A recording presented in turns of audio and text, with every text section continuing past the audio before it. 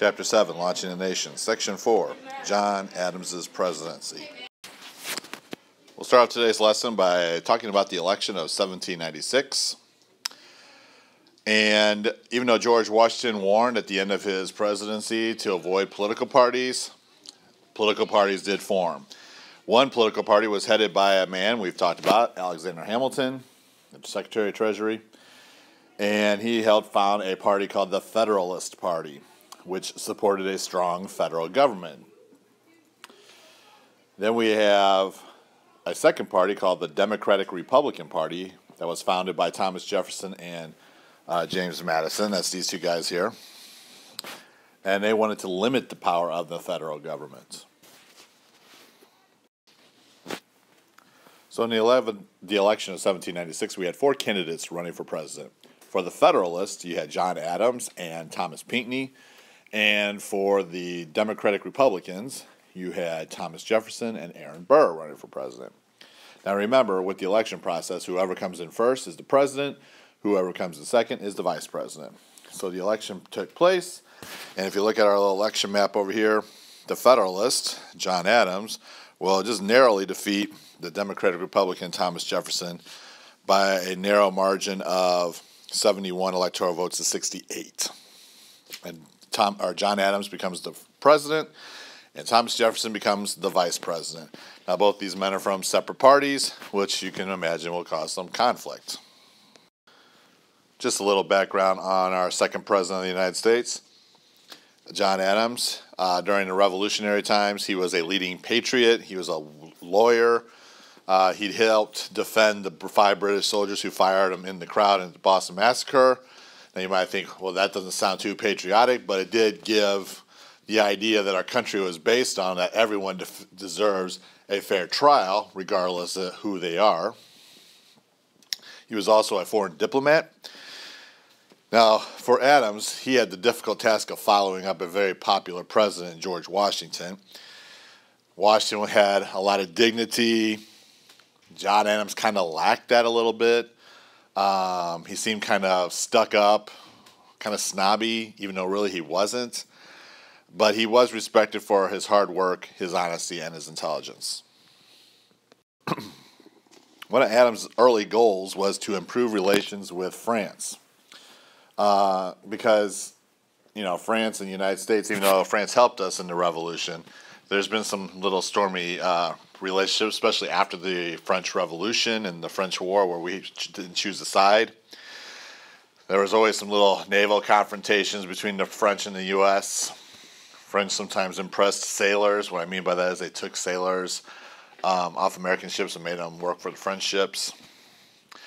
So John Adams will send some diplomats over to France to go negotiate with the French foreign minister named Talleyrand. But Talleyrand wouldn't meet with the U.S. diplomats. He refused to. In his place were 3 French secret agents who demanded a bribe. They would want a bribe before they would discuss any treaty with the Americans. Now, part of the bribe was that Talleyrand wanted a $250,000 bribe to discuss a treaty. Then the French government also wanted a loan of $12 million. So, of course, the U.S. diplomats are amazed by the fact that the French are wanting cash to negotiate. And so the French agents left and eventually reported to President Adams, and then the news got out to the American public about what the French wanted.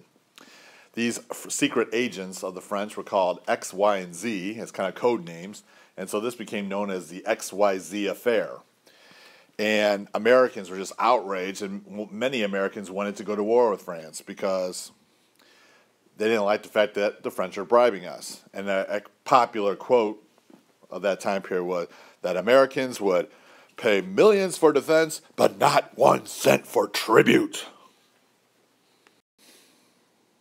So in preparation for war, President Adams asked Congress to expand the Navy, which was relatively small, but he wanted to expand it to 30 ships or more, which they did, and kind of gave John Adams the name of the father of the Navy because he really built up the Navy. And he also asked for a peacetime army, Now, by doing this, it looks like Adams wants to go to war, but in reality, John Adams did not want to go to war. He wanted to follow in the footsteps of George Washington and remain neutral in all this. So his first task is to avoid war. And his own political party wanted to go to war. The Federalists wanted to go to war. They were not happy that John Adams did not want to go to war.